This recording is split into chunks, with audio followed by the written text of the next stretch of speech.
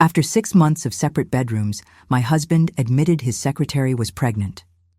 That moment, standing in that sterile hospital room, I realized my entire marriage had been a carefully constructed lie. For 32 years, I had been living with a stranger who wore my husband's face. Before I continue, I need to share something with you. Stories like mine are rarely told because we're taught to keep our pain private, to protect the family image at all costs. But I'm breaking that silence today because someone out there needs to hear this. If my story resonates with you, please like this video and subscribe. Your support helps these words reach someone who desperately needs to know they're not alone. Someone who's lying awake right now, wondering if they're crazy for feeling the way they do. My name is Margaret Ann Winters, and I'm 63 years old. I live in Chicago, or at least I did until 6 months ago. The Chicago I knew was a city of broad shoulders and big hearts, where families gathered on summer evenings on their front porches, where neighbors knew each other's business but helped anyway. I raised my children in a brick colonial in Oak Park, with its tree-lined streets and the kind of neighborhood where kids still rode bikes until the streetlights came on. I can still see myself that morning, standing at the kitchen sink in my pale blue bathrobe, the one with the frayed collar I kept meaning to replace. My hands were submerged in warm dishwater, and I was staring out the window at the garden I'd tended for 3 decades. The hostas were coming up again, unfurling their broad leaves in the shade of the old maple tree Mark's father had helped us plant the year we moved in. The morning light filtered through the kitchen curtains, casting everything in that soft golden glow that makes you believe the world is gentler than it really is. That's when my phone buzzed on the counter. A text message from Mark. My husband of 32 years, the man who now slept in the guest room down the hall, the man who had kissed my forehead that very morning before leaving for work at 6:30, who had said he'd be late because of a meeting with investors. The text read, "Don't wait up. Dinner meeting running long." It was the 3rd time that week, the 5th time that month. I stood there, soap suds dripping from my fingers onto the tile floor, and I felt something crack inside my chest. Not a dramatic break, but a hairline fracture, the kind that spreads slowly, invisibly, until one day the whole structure collapses. I dried my hands on a dish towel, the same checkered pattern I'd been using since our youngest daughter left for college. Everything in that house was the same cream-colored walls, the same family photos marching up the staircase, frozen moments of birthdays and graduations and Christmases. The same ceramic rooster I'd bought at a craft fair in 1994 sitting on the windowsill above the sink. Everything was the same, except nothing was. Mark and I had been sleeping in separate bedrooms for 6 months. He'd moved his things into the guest room in January, claiming he didn't want to disturb my sleep with his snoring. A thoughtful gesture, he'd said. Considerate. I'd believed him because I wanted to believe him, because believing him was easier than confronting the alternative. But the truth was gnawing at me, had been gnawing at me for months, like a rat behind the walls of an old house. You can't see it, but you know it's there, chewing through the infrastructure of your life. I walked through our house that evening, really looked at it for the first time in years. The living room with its overstuffed sofa, the one we'd argued about buying because Mark thought it was too expensive. I'd won that argument. It was one of the last times I'd won anything. The piano in the corner that our daughters had practiced on, the keys now dusty and silent. The bookshelf filled with hardcovers I'd collected over the years, spines uncracked, pages unread. When had I stopped reading? When had I stopped doing anything for myself? The house smelled like lemon furniture polish and the remnants of the pot roast I'd made for dinner. I'd eaten alone, as I did most nights now, at the kitchen table with a book propped open in front of me. I couldn't remember what I'd read. The words had passed through my mind like water through a sieve, leaving nothing behind. I climbed the stairs to our bedroom, my bedroom now, and sat on the edge of the bed. The mattress sagged slightly on Mark's side, a permanent indentation from 30 years of his body. I ran my hand over the empty space, felt the coolness of the unused sheets. On his nightstand, there was still a photo of us from our honeymoon in California. We were standing on the Golden Gate Bridge, my hair whipping in the wind, his arm around my waist, both of us grinning like we'd won the lottery. I picked up the frame, studied our young faces. Who were those people? Where had they gone? In the closet, Mark's clothes still hung in neat rows. Dress shirts pressed and organized by color, suits in garment bags. His shoe rack with its pairs of Oxfords and loafers lined up like soldiers. Everything in its place, everything orderly, everything a lie. I thought about the last time we'd made love. It had been over a year ago, maybe longer. I couldn't pinpoint the exact date, which seemed significant somehow. Shouldn't I remember the last time my husband touched me? Shouldn't that be seared into my memory? But it wasn't. It had faded into the general blur of our marriage, unremarkable and forgotten. That night, I lay in bed and listened to the house settle around me. The creak of floorboards, the hum of the refrigerator downstairs, the distant sound of traffic on Harlem Avenue. And I thought about all the ways I'd made myself small for Mark, all the ways I'd contorted myself to fit into the shape of the wife he wanted, the perfect hostess at his business dinners, the devoted mother who never complained, the cheerful companion who laughed at his jokes and supported his ambitions and never, ever asked for too much. My mother had taught me that marriage was about sacrifice. She'd said it 1,000 times throughout my childhood, watching my father come and go as he pleased while she managed the household and raised 4 children and worked part-time at the local library. Marriage is give and take, she'd say, but women do most of the giving. I'd sworn I wouldn't be like her. I'd sworn my marriage would be different. But here I was, 63 years old, lying alone in a bed in a house that felt like a museum of a life I no longer recognized as my own. The next morning, I woke with a headache that pulsed behind my left eye. I'd been getting them more frequently lately. Stress headaches, the doctor called them. Take some ibuprofen, she'd said. Try to relax. As if relaxation was something I could simply choose, like a flavor of ice cream. Mark was already gone when I came downstairs. He'd left his coffee mug in the sink, a ring of dark liquid at the bottom. I washed it automatically, my hands moving through the familiar motions while my mind wandered elsewhere. This was my life now. Washing dishes, doing laundry, preparing meals that I ate alone, waiting for a husband who was always somewhere else. I'd given up my career for this. I'd been a paralegal when Mark and I met, working at a law firm in the Loop. I'd loved that job, loved the rhythm of the city, the purpose of the work. But when our first daughter was born, Mark had suggested I stay home. Just for a few years, he'd said. Just until the kids were in school. Those few years had stretched into decades, and by the time our youngest left for college, I was 55 years old with a gap in my resume the size of the Grand Canyon. I'd thought about going back to work. I'd even updated my resume once, sat at the computer in Mark's home office, and tried to summarize 30 years of motherhood in bullet points. Managed household operations, coordinated family schedules, maintained domestic efficiency. It had sounded so hollow, so inadequate. I'd deleted the file and never tried again. Instead, I'd thrown myself into volunteer work. I'd served on the board of the local food bank. I'd organized charity drives at our church. I'd knitted blankets for premature babies at the hospital where our daughters were born.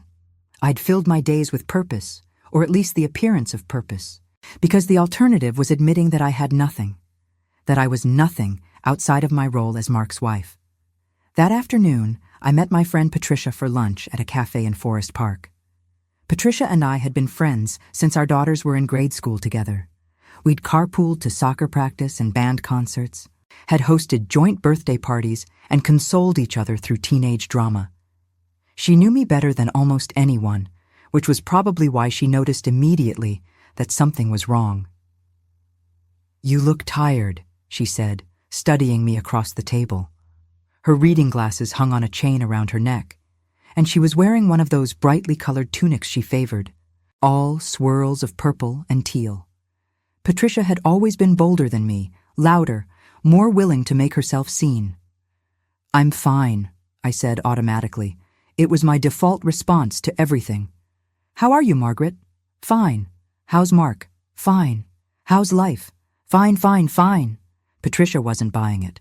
She reached across the table and took my hand. Her fingers were warm, her grip firm. "Talk to me," she said. And suddenly, without planning to, I did. The words came tumbling out, months of silence breaking like a dam. I told her about the separate bedrooms, about the late nights at the office, about the growing distance between Mark and me that felt like an ocean neither of us was willing to cross. I told her about the loneliness that had become my constant companion, about waking up in the middle of the night with my heart racing and my chest tight, convinced something terrible was about to happen. Patricia listened without interrupting, her eyes never leaving my face. When I finally stopped talking, when the words ran dry and left me hollow and exposed, she said, "Margaret, you need to see a doctor." "It's just stress," I said, echoing what I'd been telling myself for months. "Your blood pressure must be through the roof. When was your last physical?" I couldn't remember. 2 years ago? 3? I'd been so focused on making sure Mark had his annual checkups, on scheduling our daughter's doctor appointments when they came home to visit, that I'd neglected myself entirely. Patricia made me promise to call my doctor that afternoon. She even waited while I took out my phone and scheduled an appointment for the following week. And then she said something that lodged itself in my brain like a splinter. "You deserve better than this, Margaret. You know that, right?" I nodded, but I didn't believe her, because the truth was, I didn't know what I deserved anymore. I'd spent so many years putting everyone else first that I'd forgotten how to put myself anywhere at all. The appointment with Dr. Chen was routine at first. Height, weight, blood pressure. The nurse wrapped the cuff around my arm, and I watched the numbers climb. 140/90, 150/95. The nurse frowned and took it again. 155/100. "Have you been under a lot of stress lately?" she asked. "No more than usual," I lied. Dr. Chen came in, her face serious as she reviewed my chart. She was younger than my daughters, barely 40, with dark hair pulled back in a neat ponytail. She'd been my doctor for 5 years, and I'd always liked her directness, the way she didn't sugarcoat things. "Margaret, your blood pressure is dangerously high.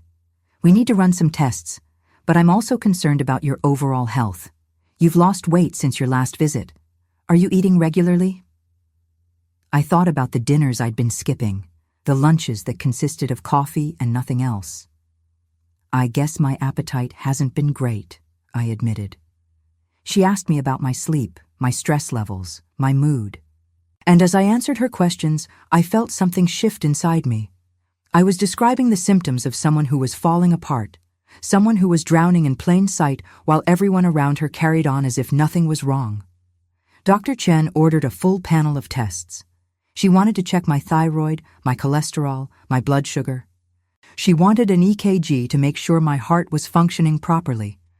And she wanted me to consider seeing a therapist.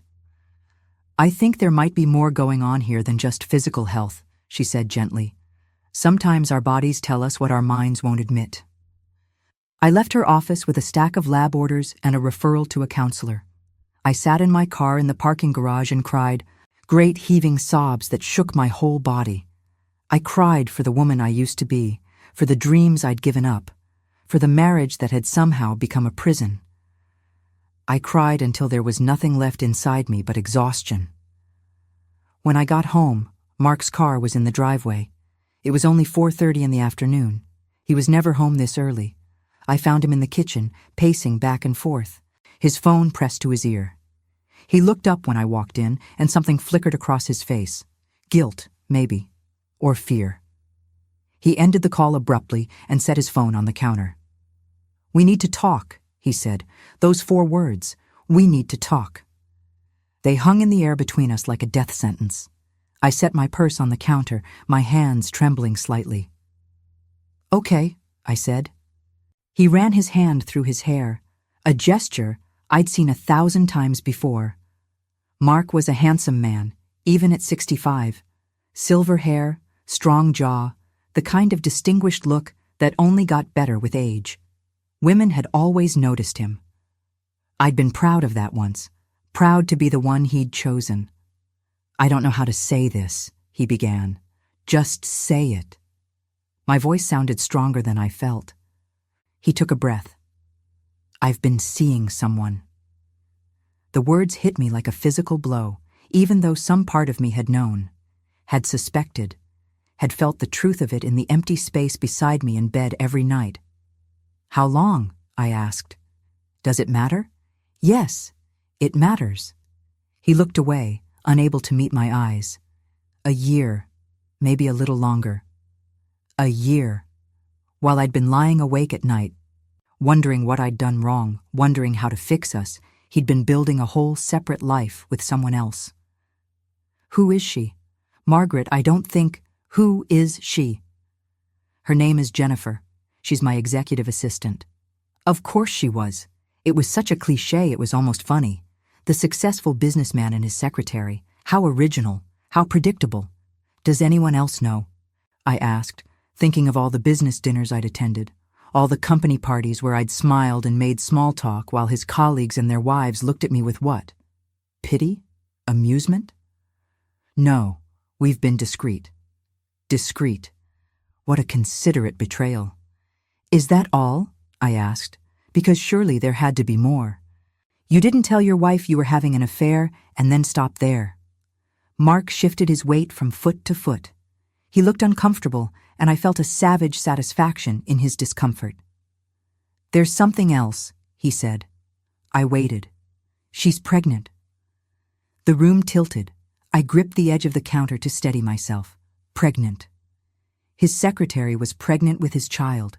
While I was alone in this house, washing his coffee cups and sleeping in our bed by myself, he was creating a whole new family.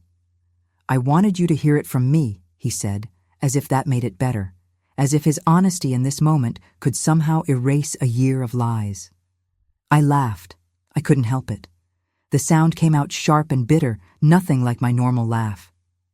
"How considerate of you. Margaret, I never meant for this to happen." "But it did happen. You made it happen. You chose this." He had the decency to look ashamed. "I don't expect you to forgive me." "Good, because I won't." We stood there in our kitchen, in the house we'd bought together 32 years ago, surrounded by all the accumulated evidence of our life together, and I felt nothing. The hurt would come later, I knew. The grief and rage and betrayal would come crashing down, but in that moment, I felt only a strange, cold clarity. "I want you to leave," I said. "We should talk about this. Figure things out." "There's nothing to figure out. I want you out of this house tonight." "Margaret, be reasonable." "Reasonable?" I laughed again, that same harsh sound. "You've been sleeping with your secretary for a year. You've gotten her pregnant. And you want me to be reasonable? We need to discuss the finances, the house, We'll discuss it through lawyers. Get out." He stared at me, and I saw the exact moment he realized I was serious, that the compliant wife he'd taken for granted for 3 decades was done, finished, that whatever power he'd held over me had evaporated the moment he'd spoken those words. "She's pregnant." "I'll pack some things," he said quietly. I nodded and walked out of the kitchen. I went upstairs to our bedroom and sat on the edge of the bed, listening to him move around in the guest room, drawers opening and closing, the closet door creaking, the sound of a suitcase being zipped. 20 minutes later, I heard the front door close. His car started in the driveway, and then he was gone. I sat there in the silence, in the house that was now mine alone, and I thought about everything I'd sacrificed for this marriage. My career, my independence, my sense of self. I'd poured everything I had into being a good wife, a good mother, and for what? So he could throw it all away for a woman young enough to be his daughter? That night, I didn't sleep. I wandered through the house like a ghost, touching things, remembering. Here was the wall where we'd measured our daughter's heights every birthday. Here was the dining room where we'd hosted Thanksgiving dinners for 20 people. Here was the living room where we'd decorated Christmas trees and opened presents and built a life that turned out to be built on sand. In the morning, my phone rang. It was our oldest daughter, Emily. Mark had called her, told her everything. She was crying, asking if I was okay, saying she was going to drive up from Indianapolis. "Don't come," I said. "I'm fine." "Mom, you're not fine. Your husband just left you for his pregnant secretary. You're allowed to not be fine." But I didn't feel not fine. I felt numb, disconnected, like I was watching my life happen to someone else. Emily came anyway. She arrived that afternoon with her husband and their 2 kids, and they descended on the house like a rescue operation. Emily cleaned. Her husband, Tom, fixed the leaky faucet in the guest bathroom that Mark had been promising to repair for 6 months. The kids, 9 and 11, tried to cheer me up with stories from school and bad knock-knock jokes. I appreciated the gesture, but what I really wanted was to be alone, to sit with this new reality and figure out what it meant. Who was I now, without Mark? Who had I ever been? Over the next few days, our other 2 daughters came home as well. Rachel flew in from Seattle, and Melissa drove up from Champaign. They were furious on my behalf, ready to go to war. They wanted to key Mark's car, to blast him on social media, to make him pay for what he'd done. I understood their anger, but I couldn't access my own. It was there.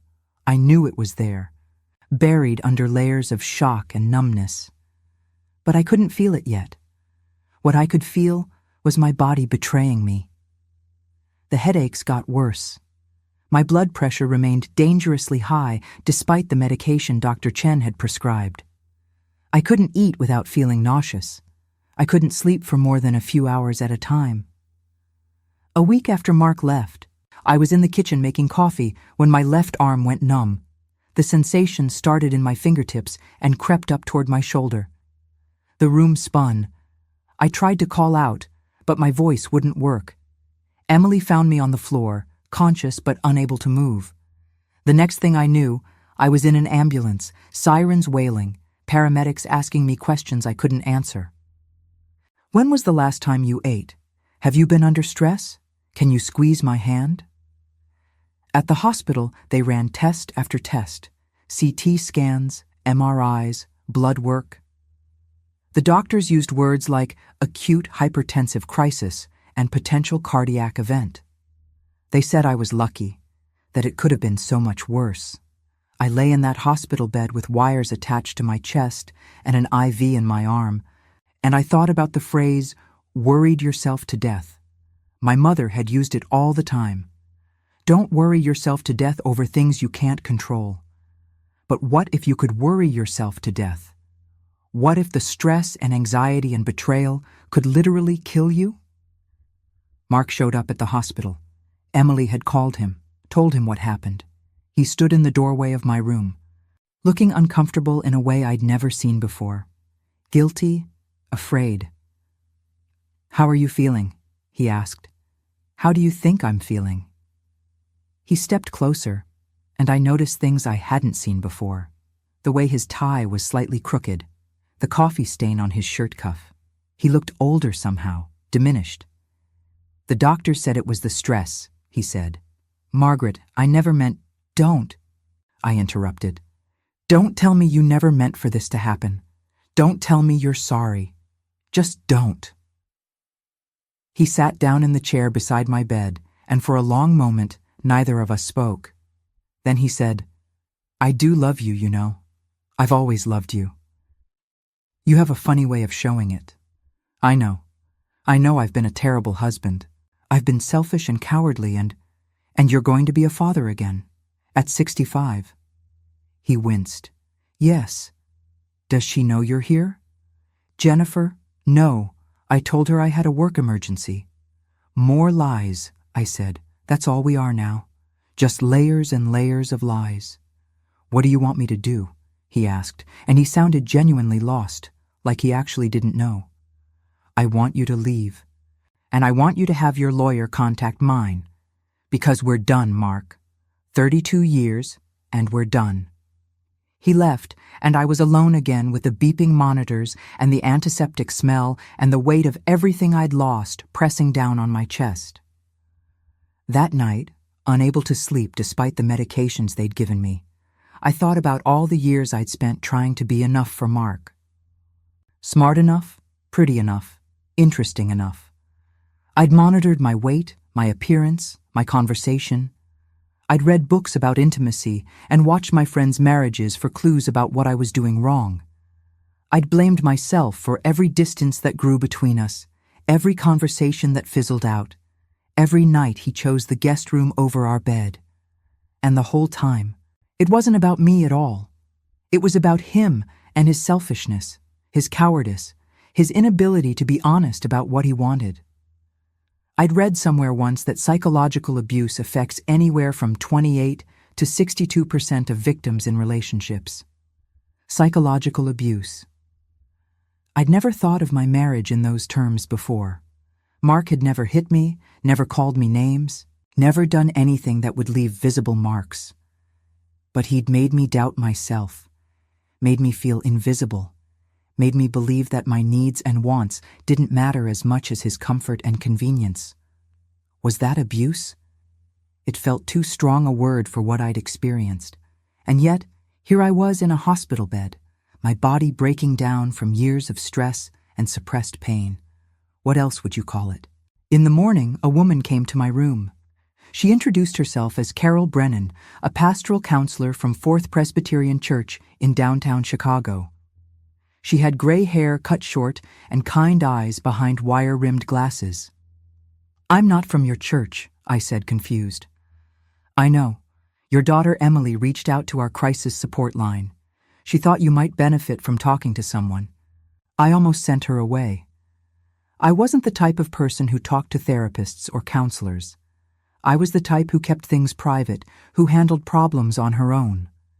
But something in Carol's gentle demeanor made me reconsider. "I don't know what to say," I admitted. "That's okay. You don't have to say anything you don't want to say. I'm just here to listen if you need someone to listen." So I talked, and once I started, I couldn't stop. I told her about the separate bedrooms and the late-night texts and the growing conviction that I was losing my mind. I told her about Mark's confession, about Jennifer, about the baby. I told her about lying in bed at night, wondering what I'd done to deserve this, wondering if I'd been a better wife, a more attentive partner, whether things would have turned out differently. Carol listened without judgment, without trying to fix things or offer platitudes. And when I finally ran out of words, she said something that shifted everything. "Margaret, nothing you did or didn't do caused your husband to make the choices he made. His actions are about him, not about you. You are not responsible for his betrayal."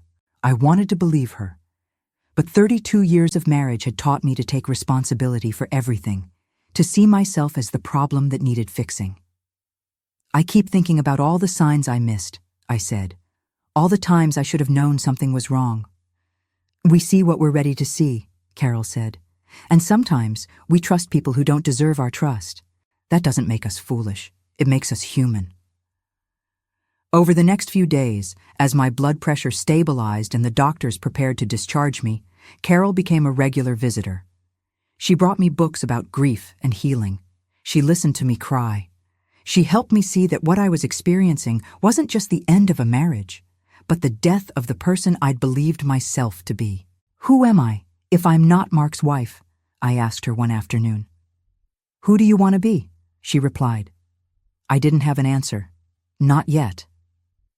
The hospital discharged me with a prescription for blood pressure medication, a referral to a cardiologist, and strict instructions to reduce my stress. My daughters took turns staying with me, making sure I ate, making sure I took my medications, making sure I didn't spiral into despair. But something was happening inside me, something I couldn't quite name. It was like a seed had been planted during my conversations with Carol, and it was starting to take root. I began to notice things I'd been too blind to see before. I noticed that my daughters, all three of them, had inherited my tendency to make themselves small for the men in their lives.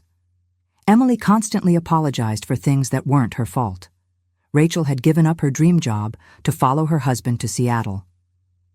Melissa was engaged to a man who reminded me uncomfortably of Mark.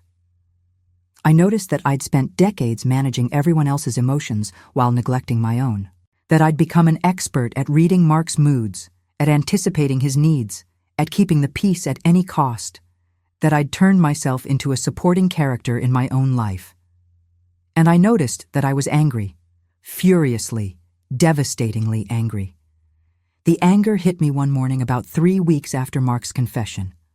I was going through his things in the guest room, packing them up to send to whatever apartment he'd rented, and I found a receipt. Dinner for 2 at Everest, one of the most expensive restaurants in Chicago, dated 6 months ago, the same week as my birthday. The birthday Mark had forgotten.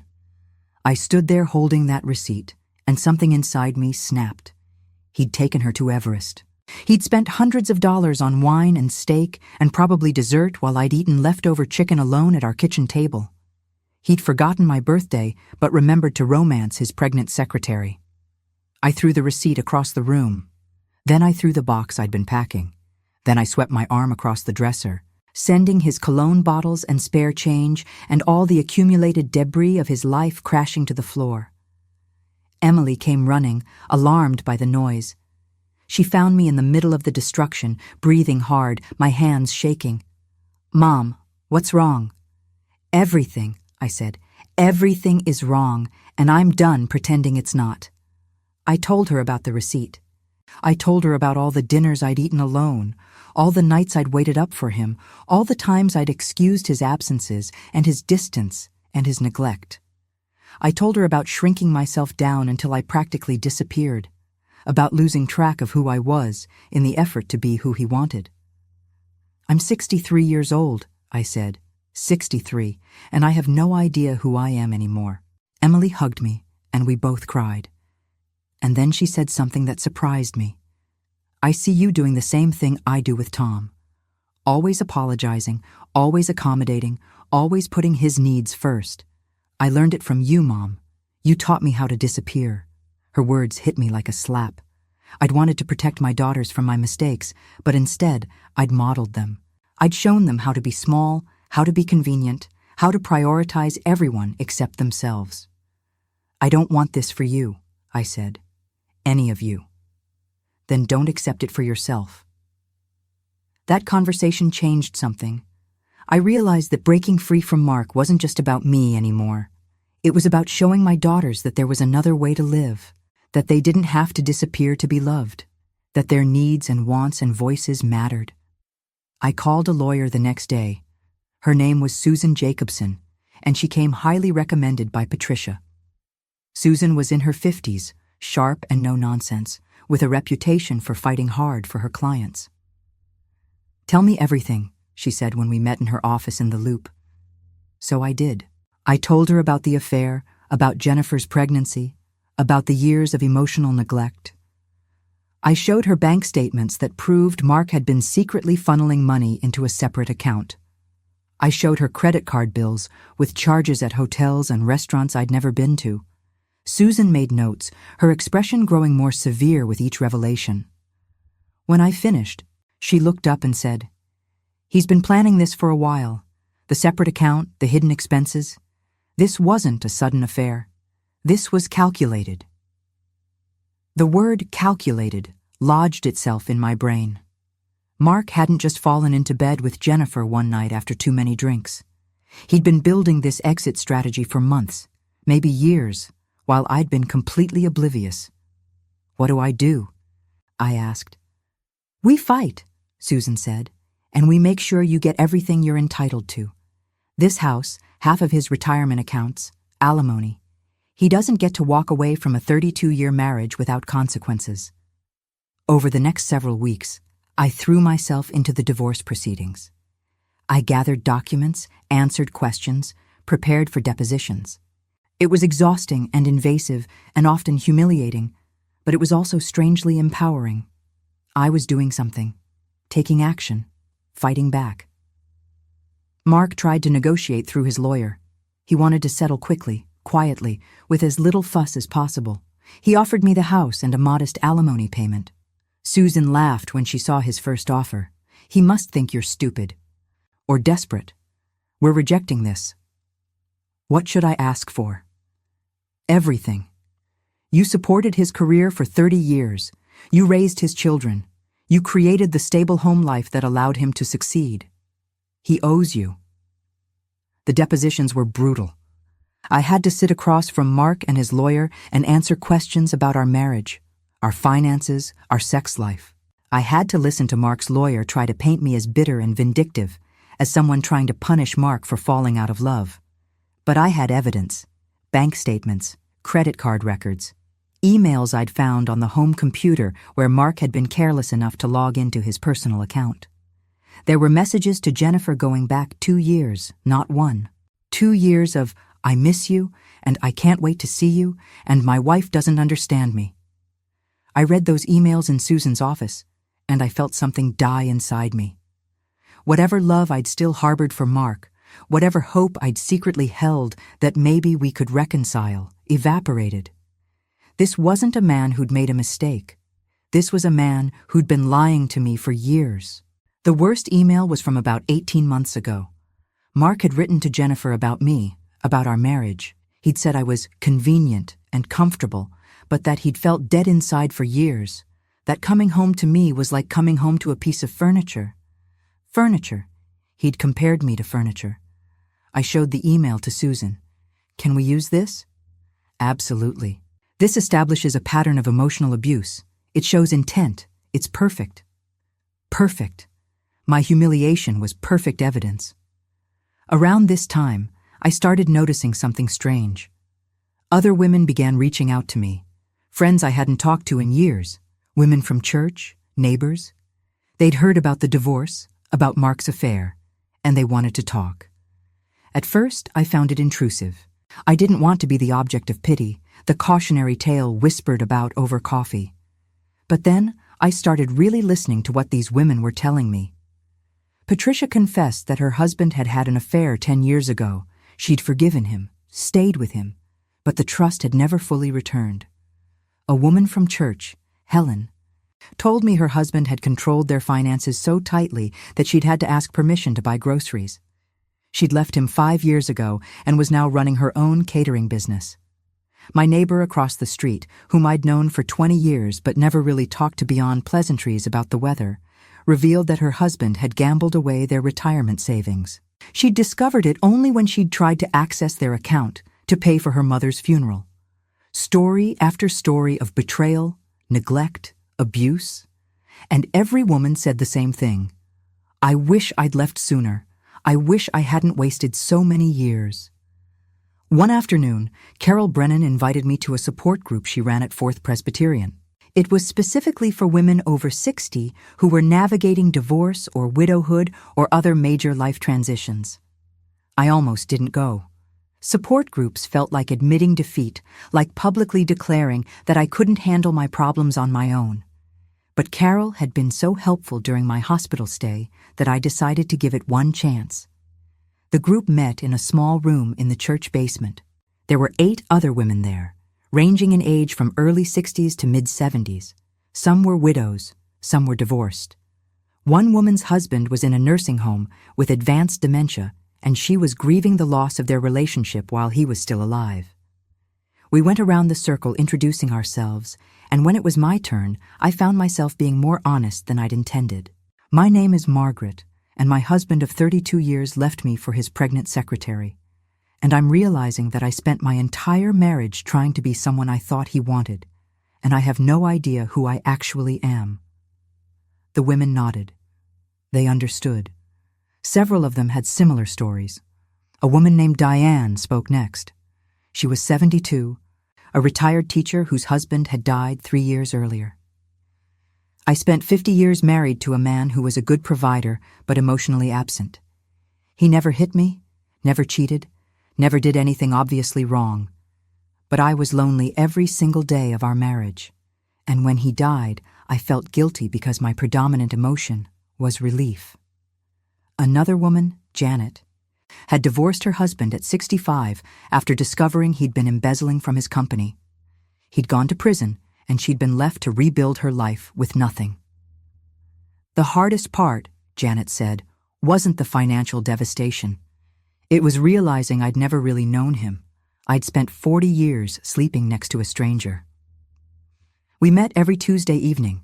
At first, I went reluctantly, still not entirely comfortable with the vulnerability required. But gradually, these women became my lifeline. They understood in a way my daughters couldn't, in a way my long-married friends couldn't. They knew what it was like to have your entire identity wrapped up in a role that suddenly no longer existed. Between group meetings and therapy sessions with Carol and battles with lawyers and doctors' appointments to monitor my blood pressure, I barely had time to think. Which was probably for the best. Whenever I stopped moving, stopped doing, the grief would catch up with me. I'd find myself crying at odd moments, in the grocery store, seeing couples shopping together. At night, reaching for someone who wasn't there, while sorting through old photos and realizing how many memories were tainted now, recontextualized by the knowledge of Mark's betrayal. But I was also starting to reclaim small pieces of myself. I started reading again, working my way through the stack of books on my nightstand that I'd been too tired or too distracted to tackle. I joined a book club that met monthly at the local library. I started taking walks in the morning, something I hadn't done in years, and I started saying no. When Emily asked me to babysit on a day when I had plans, I said no. When the church asked me to organize the annual fundraiser, I said no. When Mark's mother called and tried to guilt me into reconciling with him, I said no, and then hung up. Each no felt like a small rebellion, a tiny act of self-preservation. 3 months after Mark's confession, Susan called me with news. Mark's lawyer had made a new offer, significantly better than the first.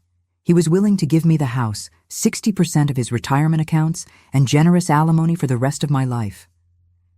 "It's a good offer," Susan said. "Better than we'd probably get if we went to trial." "Why the change?" I asked. Susan paused. "Between you and me? His affair just became public knowledge. Someone leaked it to the company board. They're not happy. There's talk of forcing him out. He wants this wrapped up quickly before it gets messier." Public knowledge. I felt a savage satisfaction at that. Let everyone know what kind of man Mark Winters really was. "There's one more thing," Susan said. "He wants to include a confidentiality clause. He doesn't want you talking to the press or on social media about the affair." "Absolutely not," I said immediately. "I'm not signing away my right to tell my own story." "I thought you might say that. I'll let them know." The negotiations dragged on for another month. Mark was desperate for the confidentiality clause. I was adamant that I wouldn't sign it. Finally, his lawyer made a proposal, a larger financial settlement in exchange for my silence. I considered it. The money would give me security, freedom. I could travel, pursue hobbies, help my daughters with their children's college funds. I could buy my silence and my comfort.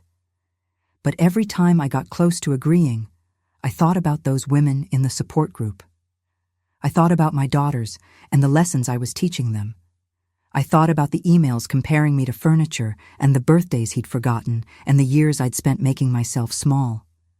"No," I told Susan. "No amount of money is worth my voice." In the end, we settled without the confidentiality clause. I got the house, 70% of Mark's retirement accounts, and alimony that would keep me comfortable for the rest of my life. More importantly, I got my freedom. The day the divorce was finalized, 6 months after Mark's confession, I stood in my kitchen and looked around at the house that was now entirely mine. Mine to keep or sell. Mine to fill with new memories or leave behind. I thought about staying.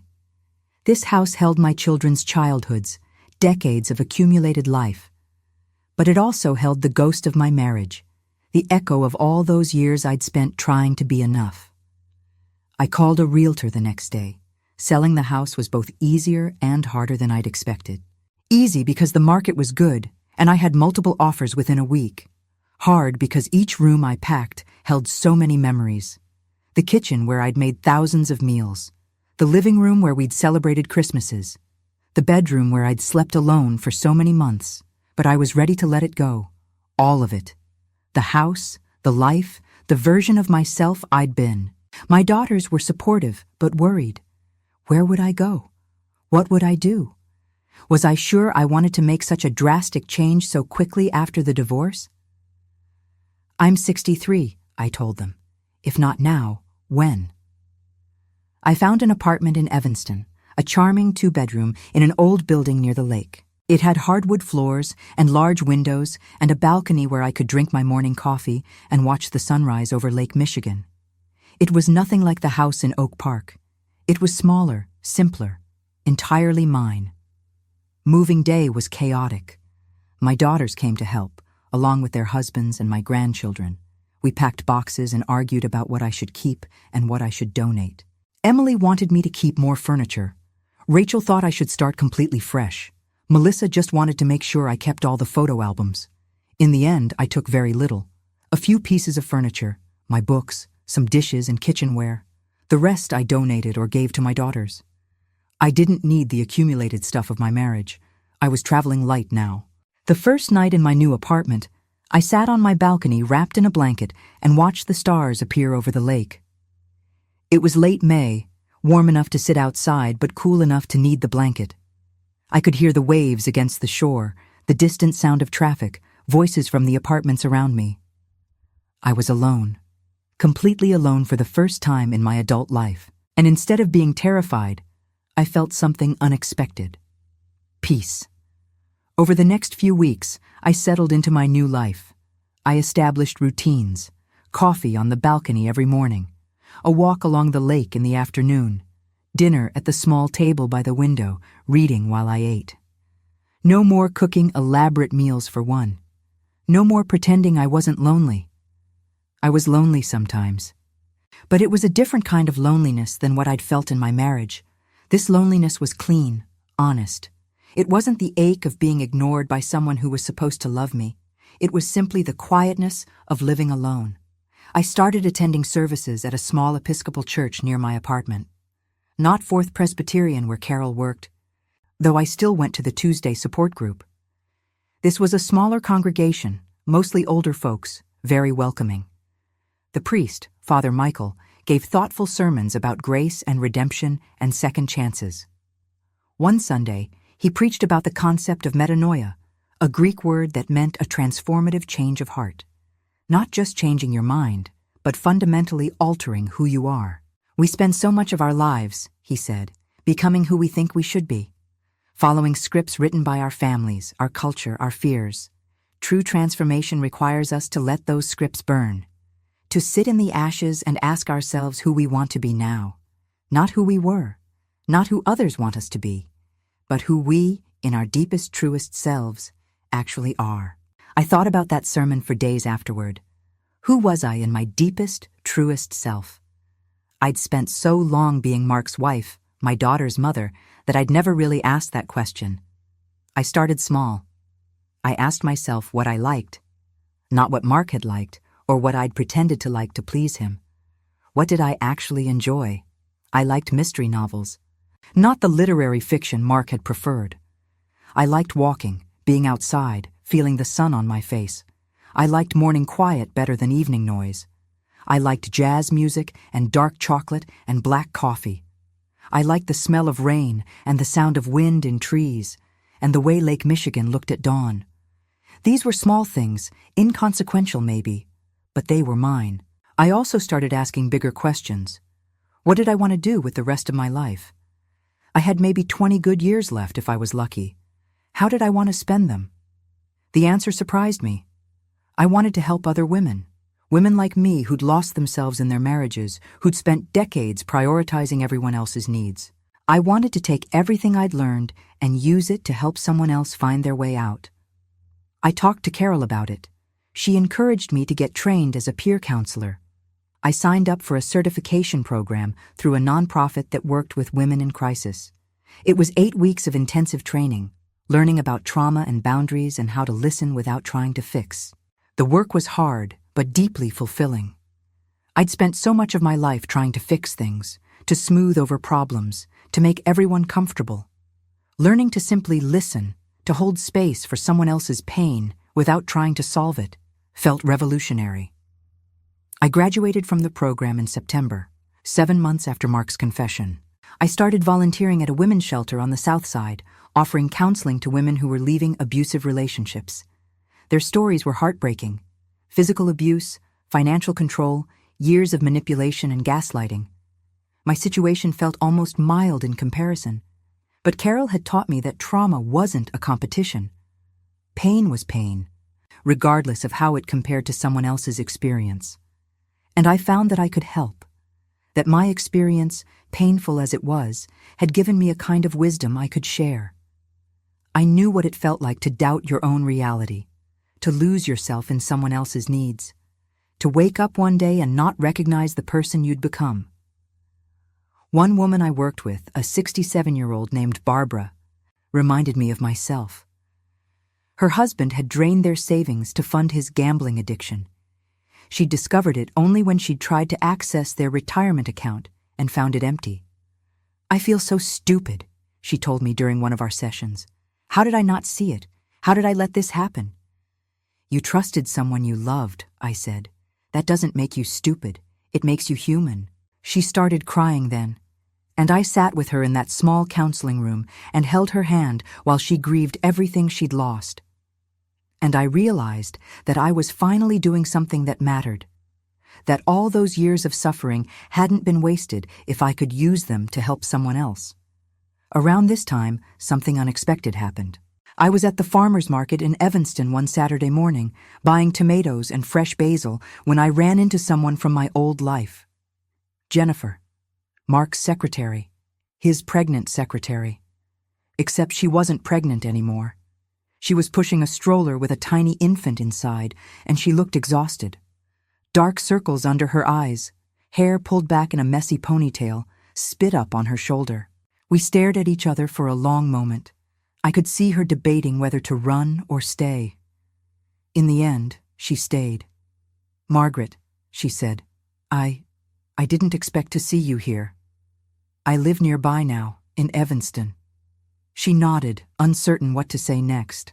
The baby started fussing, and she bounced the stroller absently. I should have walked away. Should have maintained my dignity and refused to engage. But I found myself asking, "How old?" 3 weeks. She's 3 weeks old. A girl. Mark had another daughter. I looked down at the baby, this tiny person who existed because of my husband's betrayal, and I felt nothing. No anger, no resentment. Just a strange kind of pity. "What's her name?" I asked. "Emma." "That's nice." We stood there in awkward silence.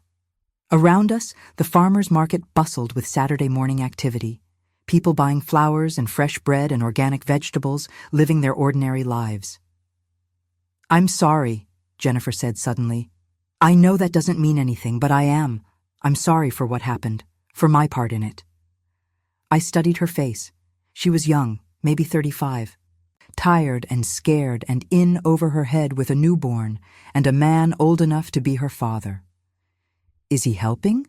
I asked. "With the baby?" She laughed, but there was no humor in it. "He tries, but he works all the time, and he's not. He's not very good at this, at being present." "No," I said. "He never was." Jennifer looked at me then, really looked at me.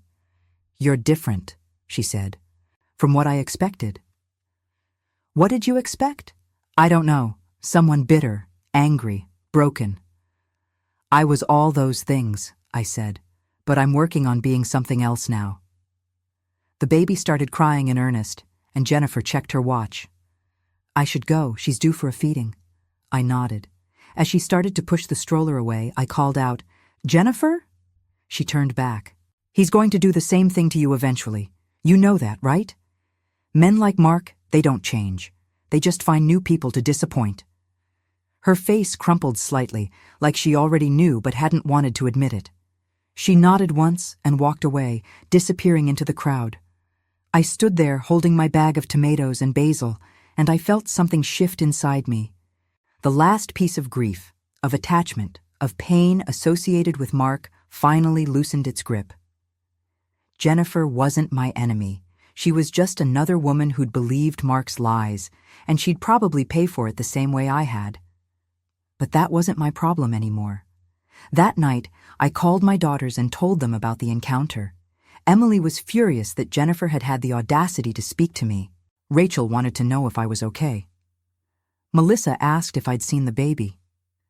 She looked like any newborn, I said, red and wrinkly and slightly angry at the world. That's Mark's legacy, Emily said. Angry babies. We all laughed at that, and I realized it was the first time I'd been able to laugh about anything related to Mark in months. The divorce had been finalized, the house sold, the new life begun. I was untethered from the woman I'd been, free to become whoever I wanted to be next. It was terrifying and exhilarating in equal measure. I thought about all those years I'd spent trying to be perfect for Mark, the diets I'd followed to maintain my figure, the way I'd monitored my conversation to make sure I didn't bore him, the interests I'd cultivated because they were his interests, not mine. What a waste. What a tremendous waste of energy and time and self. But I couldn't regret it entirely because those years had given me my daughters. 3 strong, smart, beautiful women who were now watching me rebuild my life and learning that it was never too late to start over. As autumn arrived and the leaves around Lake Michigan began to turn, I found myself settling into a rhythm.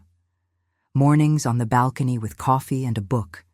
Afternoons volunteering at the shelter or attending meetings of the support group. Evenings at church or dinner with Patricia or quiet nights alone in my apartment. It was a smaller life than the one I'd had before, but it was entirely mine. No one to please but myself. No one to accommodate or manage or tiptoe around. I started noticing things I'd been too busy to notice before. The way the light changed throughout the day. The particular shade of blue Lake Michigan turned at sunset. The sound of children playing in the park across the street. Small moments of beauty that didn't require anything from me except attention. One evening in October, I was walking along the lake when I saw an older couple sitting on a bench, holding hands and watching the sunset. They must have been in their 80s, weathered and slow-moving, but clearly comfortable with each other. And I felt a pang, not of jealousy exactly, but of wistfulness for something I'd never really had. Mark and I had never been that couple. We'd never had that easy companionship, that comfortable silence. Our relationship had always been a performance, me performing the role of the perfect wife, while Mark performed the role of the devoted husband. And underneath all that performance was nothing but emptiness. But seeing that couple also gave me hope. Hope that maybe, someday, I could find that kind of connection. Or maybe I wouldn't. And that would be okay too. Maybe I'd spend the rest of my life alone, and maybe that was exactly what I needed. The holidays approached with a mix of dread and possibility. This would be the first Thanksgiving, the first Christmas without Mark. My daughters invited me to spend them with their families, taking turns hosting so I wouldn't be alone. But I surprised them by saying no, not to be stubborn or to prove a point, but because I wanted to spend the holidays differently this year. Quietly, without the pressure of hosting or traveling or pretending to be cheerful. Instead, I volunteered to serve dinner at a homeless shelter on Thanksgiving. I spent Christmas morning at church and Christmas afternoon at the women's shelter, bringing presents for the children who were spending the holiday away from their homes, away from the fathers or stepfathers or boyfriends who'd made their houses unsafe. It was the most meaningful holiday season I could remember. Instead of cooking elaborate meals that would go half-eaten, instead of buying presents no one really needed, I was doing something that actually mattered. My daughters were confused by my choices at first, but gradually they began to understand. This was part of my transformation, part of becoming someone new. In January, exactly 1 year after that morning when I'd received Mark's text about the dinner meeting, I woke up and realized something had changed. The heaviness that had been sitting on my chest for months was gone. The grief, the anger, the sense of betrayal, all of it had lifted, leaving behind something clear and light. I wasn't the same woman I'd been a year ago. That woman was gone, dissolved in the crucible of divorce and loss and rebirth. In her place was someone I was still getting to know, but someone I was beginning to like. I started making bigger plans. I signed up for an art class at the community center, something I'd always wanted to do but never had time for. I booked a trip to visit Rachel in Seattle in the spring. I joined a hiking group for women over 60 who met every weekend to explore trails around the Chicago area. I was building a life that didn't revolve around anyone else's needs or schedules or approval, and it felt revolutionary. One afternoon in February, I was at the women's shelter when one of the counselors, a woman named Sarah who'd become a friend, asked me a question. Have you ever thought about sharing your story more publicly? We're putting together a panel discussion about financial abuse in older adults. We need speakers who've lived through it and come out the other side. I hesitated. The idea of standing in front of a room full of strangers and talking about Mark's betrayal, about my own blindness and pain, felt exposing, vulnerable. But then I thought about Barbara and all the other women I'd worked with. I thought about my daughters and the lessons I wanted to teach them. I thought about that confidentiality clause Mark had wanted me to sign and my refusal to be silenced. Yes, I said. I'll do it. The panel discussion was scheduled for late March. In the weeks leading up to it, I worked with Sarah to craft my story. Not just the facts of what happened, but the emotional truth underneath. The slow erosion of my self-worth. The years of making myself small. The moment I'd finally said enough. The night of the panel, I stood backstage with the other speakers, my heart racing. There were about 200 people in the audience, mostly women, mostly older. I looked out at their faces and saw my own story reflected back at me. When it was my turn to speak, I walked to the microphone and took a deep breath. And then, I told them everything. About Mark and Jennifer and the baby. About the separate bedrooms and the forgotten birthdays and the emails comparing me to furniture. About the health crisis that had finally forced me to see the truth. But I also told them about the aftermath, about Carol and the support group and learning to say no, about selling the house and moving to Evanston and building a life that was entirely mine, about discovering, at 63 years old, that it was never too late to start over. When I finished, there was a moment of silence. Then the room erupted in applause. Women stood, some crying, some nodding, all of them understanding in a way that felt sacred. Afterward, people came up to talk to me. They shared their own stories of betrayal and loss. They thanked me for my honesty. They asked how I'd found the courage to leave, to rebuild, to keep going. And I realized that this was why I'd refused that confidentiality clause. This moment, this connection, this ability to help other women see that they weren't alone, this was worth more than any amount of money. Studies have shown that victims of financial exploitation have 3 times the risk of death compared to those who haven't experienced it. 3 times. That statistic had haunted me since I'd first learned it. I'd come so close to being one of those statistics, lying in that hospital bed with my blood pressure dangerously high, my body breaking down from years of stress. But I'd survived. More than survived, I'd transformed. Spring arrived, and with it came a sense of renewal. I flew to Seattle to visit Rachel, and we hiked in the Cascades, my legs burning as we climbed higher and higher until the city spread out below us like a promise. I celebrated my 64th birthday quietly, with just my daughters and grandchildren. A simple dinner at my favorite Italian restaurant in Evanston. No one forgot. No one was too busy. We just sat together and talked and laughed, and it was perfect in its simplicity. In May, I did something I'd been thinking about for months. I enrolled in a certificate program in pastoral counseling at a local seminary. At 64, I was going back to school. The program would take 2 years to complete, and when I was done, I'd be able to do the kind of deep work Carol had done with me. My daughters thought I was crazy. Go back to school at your age? But I was more excited about this than I'd been about anything in years. I had decades of life experience, hard-won wisdom about pain and resilience and transformation. I wanted to use it. The first day of class, I sat in a room full of mostly younger students and felt a moment of doubt. What was I doing here? I was old enough to be their grandmother. But then the professor, a woman in her 70s who'd had her own late-life transformation, looked directly at me and smiled. And I knew I was exactly where I was supposed to be. That summer, a year and a half after Mark's confession, I went back to Oak Park for the first time. Not to the house I'd lived in.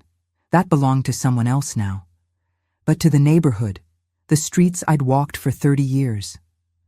I drove past the elementary school where my daughters had learned to read, past the park where we'd had countless picnics and birthday parties, past the library where I'd spent hours reading to my girls when they were small, past our old house, which now had different curtains in the windows and a new mailbox and probably a different life unfolding inside its walls. And I felt nothing but gratitude. Gratitude that I'd had those years, those experiences. Gratitude that I'd raised 3 amazing women. Gratitude that I'd survived the end and lived to build something new. I didn't miss it. Not the house, not the neighborhood, not the life I'd lived there.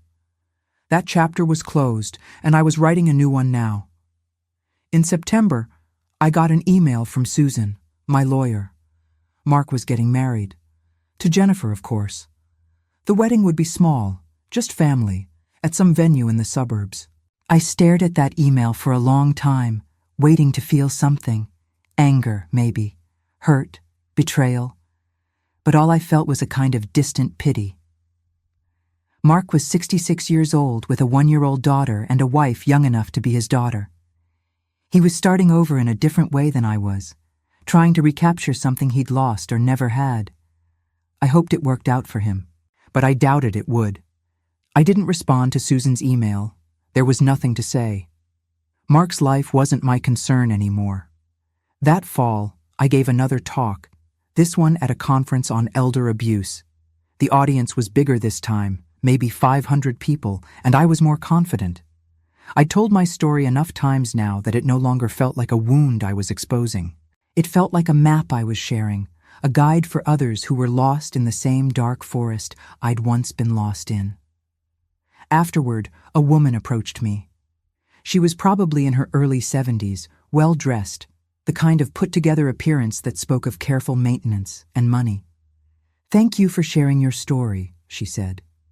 "It helped me realize I'm not crazy. My husband hasn't had an affair, but he makes me feel invisible. Like I don't matter." "You matter," I said. "Don't let anyone convince you otherwise." She started crying then, right there in the conference center lobby, and I hugged her while she sobbed. I gave her my phone number and the information for Carol's support group. I told her she didn't have to live like that there were options, that it was never too late to choose herself. These moments, these connections with other women who were suffering the way I'd suffered, they made everything worthwhile. All the pain, all the heartbreak, all the nights I'd lain awake wondering if I'd survive this. It had meaning now. As my second year in Evanston began, I found myself reflecting on the concept of intergenerational trauma. I'd learned about it in my counseling classes, how patterns of abuse and dysfunction get passed down through families, each generation unconsciously repeating the mistakes of the one before. I thought about my mother, who'd stayed with my father despite his emotional absence and infidelity. I thought about how I'd modeled that same acceptance of less than I deserved. And I thought about my daughters, who'd all absorbed those lessons in different ways. But I was breaking that cycle. By leaving Mark, by refusing to accept his betrayal and neglect, by building a life centered on my own worth and needs, I was teaching my daughters something new. I was showing them that they didn't have to shrink themselves to be loved, that they didn't have to stay in situations that diminished them, that their value wasn't determined by someone else's treatment of them. Emily called me one evening in November. She'd been in therapy for 6 months, working through some of the patterns in her own marriage. "I realized something today," she said. "I've been apologizing to Tom for things that aren't my fault, all the time. And I learned it from you." "I know," I said. "I'm sorry." "Don't apologize. she said, and we both laughed at the irony. But seriously, Mom, watching you rebuild your life, watching you refuse to accept Mark's BS anymore, it's given me permission to look at my own marriage differently, to ask for what I need, to stop making myself small. This was the legacy I wanted to leave. Not a cautionary tale about choosing the wrong partner, but a story of transformation. Of discovering, even in your 60s, that you could become someone new. That Christmas, I hosted my first holiday dinner in my apartment. It was small, just my 3 daughters, their families, and Patricia. We squeezed around my table, which barely fit everyone, and ate turkey and mashed potatoes and the same pumpkin pie recipe my mother had made when I was a child. It was chaotic and loud and messy, with my grandchildren spilling juice and arguing over who got the last roll. And it was absolutely perfect. After dinner, as we were clearing dishes, Rachel pulled me aside. "You seem happy," she said. "Really happy. I don't think I've ever seen you like this." "I am happy," I said, surprised to realize it was true. "I'm happier now, alone in this tiny apartment, than I ever was in that big house in Oak Park." "Because you're free," she said. "Yes, because I'm free." In January, 2 years after Mark's confession, I graduated from the pastoral counseling program. My daughters came to the ceremony, along with Patricia and Carol and several of the women from the support group. I walked across that stage at 65 years old, receiving my certificate, and I felt a surge of pride unlike anything I'd experienced before. This was mine. I'd earned it through hard work and dedication and a refusal to let my age or my circumstances define what I could achieve. I started seeing clients the following month, offering pastoral counseling through the church and the women's shelter. My schedule filled up quickly. There was no shortage of women who needed someone to talk to, someone who understood what it was like to lose yourself and have to find your way back. One of my first long-term clients was a woman named Dorothy. She was 71, recently widowed, and struggling with the realization that her 40-year marriage had been emotionally abusive. Her husband had never hit her, but he'd controlled every aspect of her life. What she wore, who she saw, how she spent her time. And now that he was gone, she didn't know how to make decisions for herself. Working with Dorothy was like looking in a mirror. I saw myself in her uncertainty, her guilt, her struggle to believe she deserved better. And I was able to help her in a way no one could have helped me if they hadn't lived through something similar. "You're allowed to be angry at him," I told her during one of our sessions, "even though he's dead, especially because he's dead.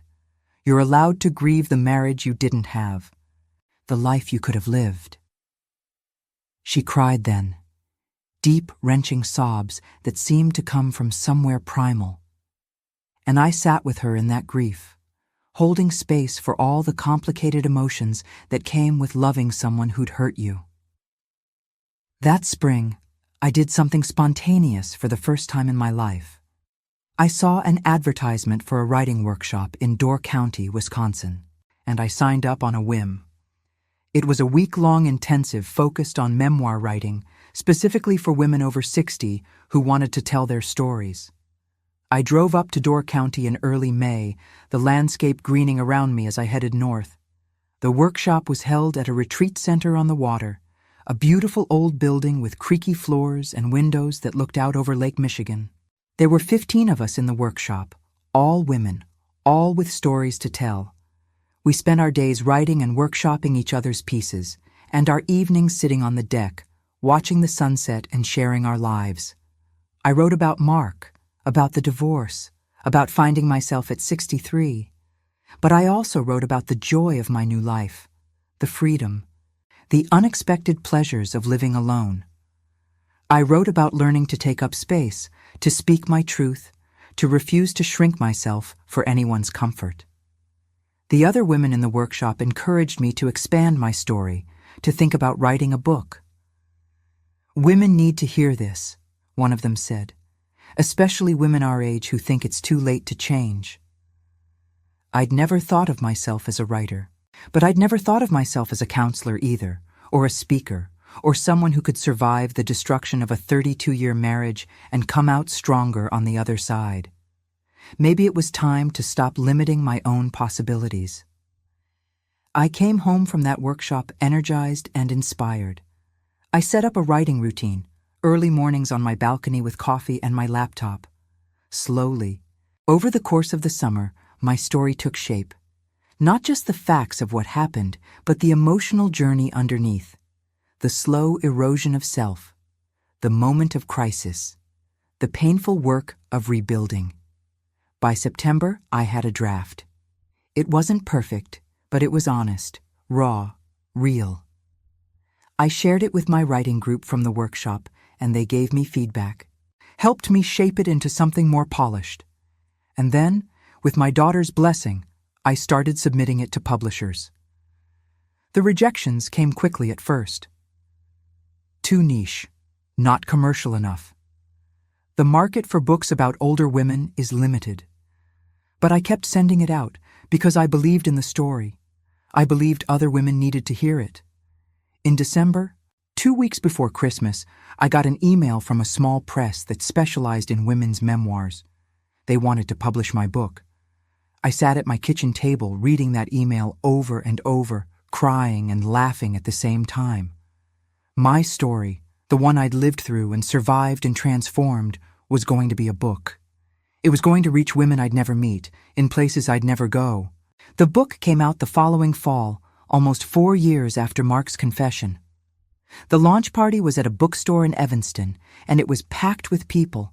My daughters, my grandchildren, Patricia, Carol, the women from the support group, clients I'd worked with, friends I'd made in my new life, people I'd known for decades and people I'd known for months, all gathered to celebrate this unexpected achievement.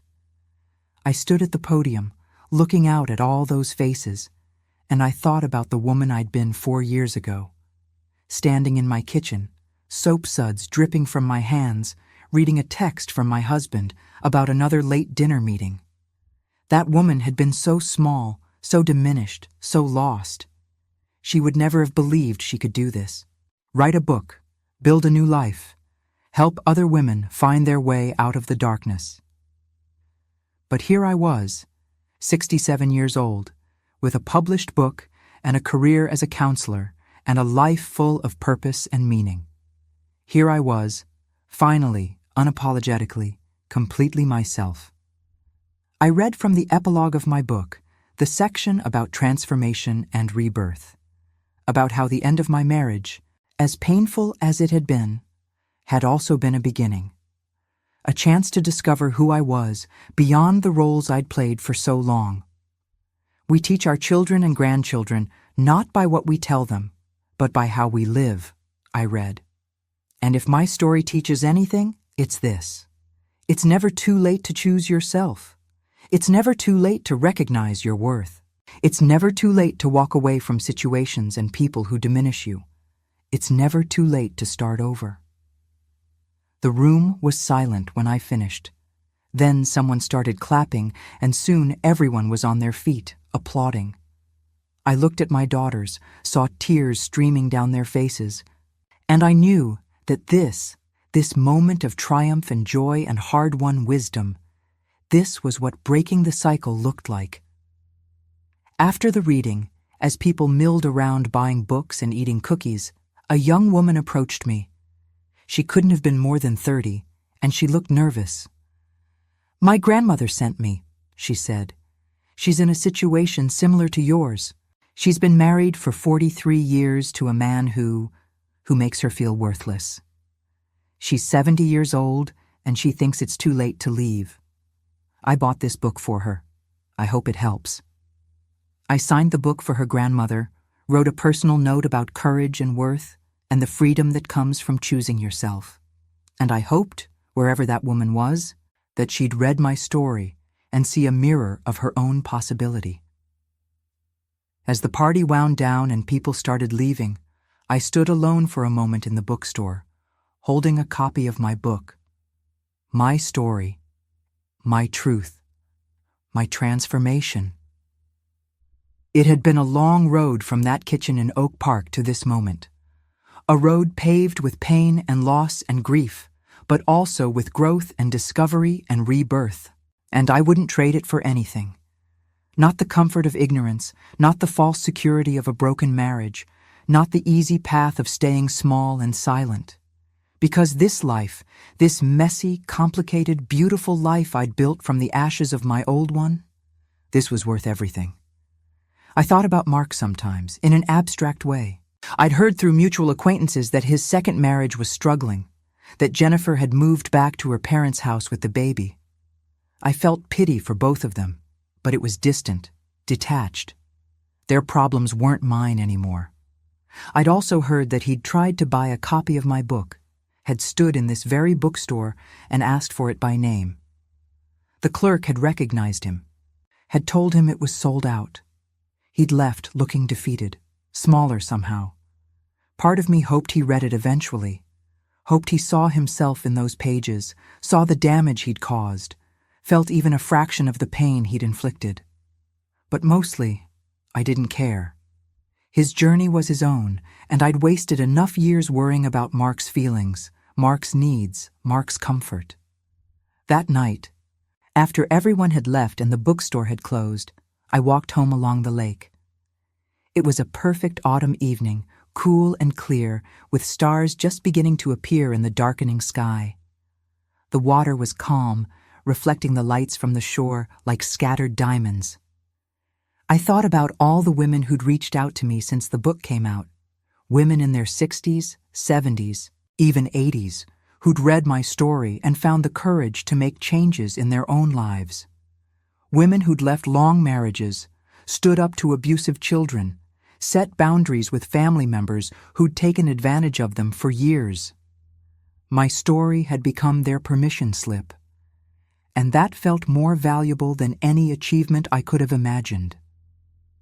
As I walked, I passed other people out enjoying the evening, couples holding hands, families with young children, groups of friends laughing together, and I didn't feel alone or left out or less than. I felt complete, whole, enough. Back in my apartment, I made tea and sat on my balcony, wrapped in a blanket against the cooling air. Lake Michigan stretched out before me, dark and vast and full of mystery. Somewhere out there, beyond the horizon, was a future I couldn't predict or control. And for the first time in my life, that uncertainty didn't frighten me. It thrilled me. Because I knew now, with absolute certainty, that I could handle whatever came next. I'd survived the worst betrayal I could imagine and emerged stronger. I'd rebuilt my life from nothing and created something beautiful. I'd found my voice and my purpose and my power. I was 67 years old, and I was just getting started. I thought about the question I'd been asked so many times since the book came out. Do you regret staying with Mark for so long? Do you wish you'd left sooner? The honest answer was complicated. Yes, I wished I'd recognized the signs earlier, set boundaries sooner, valued myself more.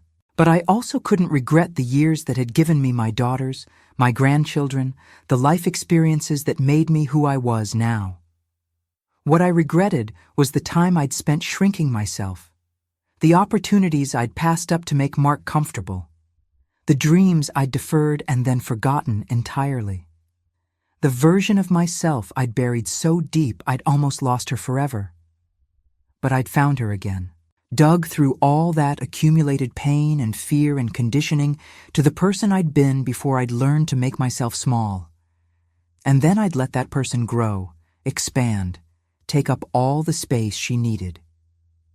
This was the lesson I wanted to share, not just with women my age, but with my daughters, my granddaughters, every woman who'd ever been told she was too much or not enough or should be grateful for less than she deserved. You are allowed to take up space. You are allowed to have needs and wants and boundaries. You are allowed to choose yourself, even if it disappoints other people, especially if it disappoints other people. Your worth is not determined by your usefulness to others. Your value is not measured by your willingness to shrink and accommodate and disappear. You matter. Your voice matters. Your story matters. And it's never, ever too late to claim the life you deserve. I finished my tea and went inside, looking around at my small apartment with its mismatched furniture and overflowing bookshelves and photos of my family covering every surface. It wasn't much by most standards, but it was mine. Every single inch of it was mine, bought with my independence and decorated according to my tastes and filled with evidence of the life I'd built. I looked at myself in the bathroom mirror, really looked, and saw a woman I'd never seen before. Not young, but vital. Not perfect, but authentic. Not the supporting character in someone else's story, but the hero of her own. This was who I'd become in the 4 years since Mark's confession. This was the gift that had emerged from all that pain, and tomorrow I'd wake up and do it all again. I'd counsel my clients and work on my next book, and meet Patricia for lunch and attend my support group and live my beautifully ordinary life. I'd keep growing and learning and discovering new parts of myself. Because that's what transformation looks like. Not a single dramatic moment of change, but a daily practice of choosing yourself over and over again. Before I went to bed, I opened my laptop and wrote a few paragraphs for the new book I was working on. This one was about the concept of identity reconstruction in later life, how we could become new versions of ourselves at any age. The words flowed easily now. I'd found my voice, and I wasn't going to silence it ever again. So let me ask you something. Have you ever felt invisible in your own life? Have you ever made yourself small to accommodate someone else? Have you ever looked in the mirror and wondered where you went? If so, I want you to know that you're not alone. Your story matters, and it's not too late to start writing a new chapter. Please leave a comment below and share your experience. Have you lived through something similar, or do you know someone who has? I'd love to hear from you. And if this story resonated with you, if it gave you hope or courage, or simply reminded you that you're not alone, please like this video and subscribe to the channel. Your support helps these stories reach other women who need to hear them, who need to know that transformation is possible at any age. Thank you for listening to my story. Thank you for being part of my